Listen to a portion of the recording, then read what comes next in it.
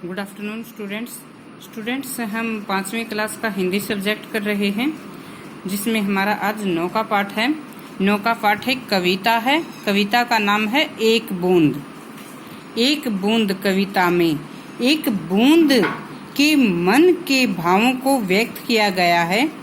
बूंद जो बादलों से निकलकर जब पृथ्वी की तरफ आती है, धरती की तरफ आती है, तो उसके मन में किस प्रकार के विचार आते हैं, यही सब विचार इस कविता के माध्यम से बताए गए हैं, व्यक्त किए गए हैं।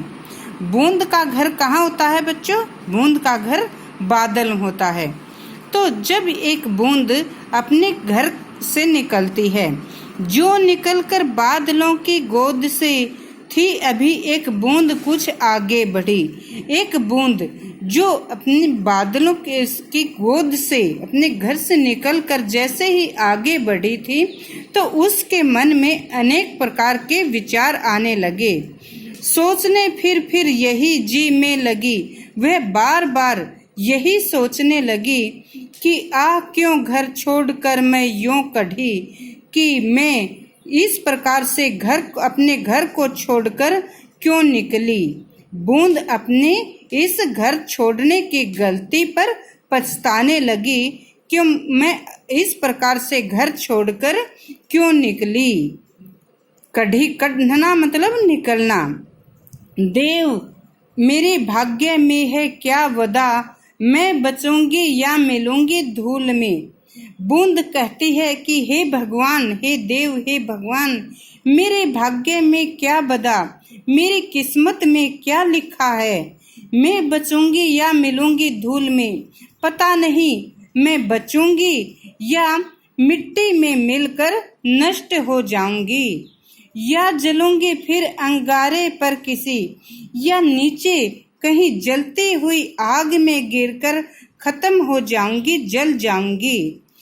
चूं पड़ूंगी या कमल के फूल में, क्या पता मेरा भाग्य अच्छा हो। बूंद सोचती है क्या पता मेरा भाग्य अच्छा हो और मैं चूं पड़ना मतलब टपकना, और मैं किसी कमल के फूल के ऊपर भी टपक कर जाऊं। बह गई उस काल एक ऐसी हवा, वह समुद्र की ओर आई अनमनी। और जब बूंद ये सब बातें सोच रही थी, तो उसी समय एक हवा का झोंका आया। बह गई उस काल उसी समय एक हवा का झोंका आया, और अनमनी बेमन से, और बूंद बेमन से ही समुद्र की ओर बह गई। उस हवा के साथ समुद्र की ओर बह गई। एक सुंदर सीप का मुंह था खुला, और समुद्र में एक सुंदर सीप का मुंह खुला हुआ था। एक सुंदर सीप का मुंह था खुला, वह उसी में जा पड़ी, मोती बनी। बूंद उस सीप में गिरकर मोती बन गई, और बूंद सीप में गिरकर मोती बन गई। लोग यूं ही हैं, झिझकते सोचते, जबकि उनको छोड़ना पड़ता है घर। तो कवि कहते हैं कि जिस प्रकार से ये बूंद को अपना बादलों का घर छोड़ना पड़ा और इसके मन में अनेक प्रकार के विचार आए, उसी प्रकार से जब लोगों को किसी कारणवश अपना घर छोड़ना पड़ता है, कुछ लोग नौकरी के लिए, व्यवसाय के लिए, रोजगार के लिए अपना घर छोड़ते हैं, तो कुछ लोगों को किसी अन्य कारण से जब अपना घर छोड़ना पड़ता है, तो उनके मन में भी इसी प्रकार से विचार आते हैं। वे भी इसी प्रकार सोचते हैं कि पता नहीं अब हमें किस प्रकार का जीवन जीना होगा, पता नहीं अब हम दूसरे जगह रहेंगे तो वहाँ हमें कैसे लोग मिलेंगे, वहाँ हमें किस प्रकार की सुविधाएं मिलेंगी या नहीं।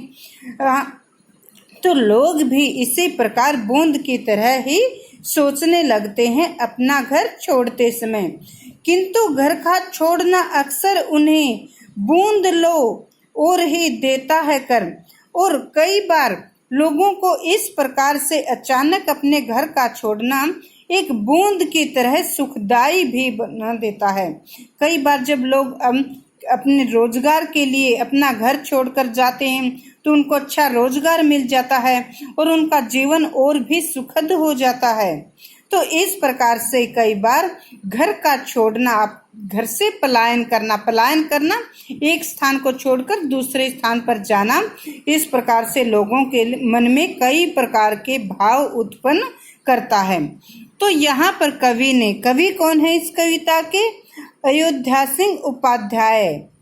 तो ये अयोध्या सिंह उपाध्याय ने एक बूंद के माध्यम से उन लोगों के मनोभावों को व्यक्त किया है जिनको किसी कारणवश अपना घर छोड़कर दूसरी जगह जाना पड़ता है।